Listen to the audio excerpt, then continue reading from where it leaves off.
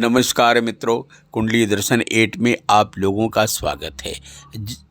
जब भगवान श्री कृष्ण गोकुल वासियों को इंद्रदेव के प्रकोप से बचाने के लिए गोवर्धन पर्वत को उठाया तो छोटी उंगली पर ही क्यों उठाया?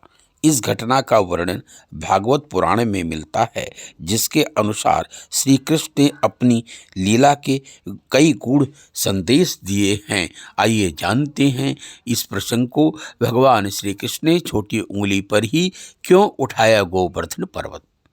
भगवान ने अपनी उंगलियों से पूछा कि वे किस पर पर्वत को उठाएं।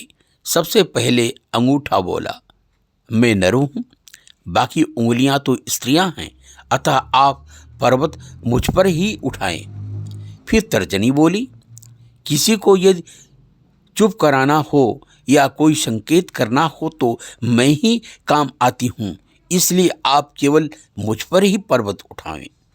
इसके बाद मध्यमा का नंबर आया। मध्यमा बोली, सबसे बड़ी होने के साथ साथ शक्ति भी रखती हूं, अतः आप पर्वत मेरे ऊपर ही उठावें। फिर अनामिका बोली, सभी पवित्र कार्य मेरे द्वारा ही संपन्न होते हैं। मंदिरों में देवी देवताओं को मैं ही तिलक लगाती हूं, अतः आप मुझ पर ही पर्वत उठावें। अब भगवान ने सबसे छोटी उंगली कनिष्ठिका की ओर देखा तो उसके नेत्र बरबस ही भर आए। वह भरे नेत्रों के साथ बोली, भगवान, एक तो मैं सबसे छोटी हूँ, दूसरा मुझ में इतनी शक्ति भी नहीं है कि मैं पर्वत उठा सकूं।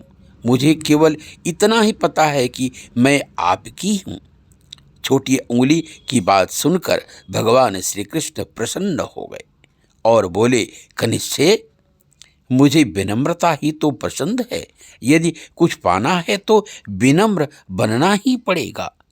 कभी भी अहंकार नहीं करना चाहिए। विनम्र और सरल बने तभी प्रभु आपके हो सकते हैं। छोटा बने सो हरि को पावे।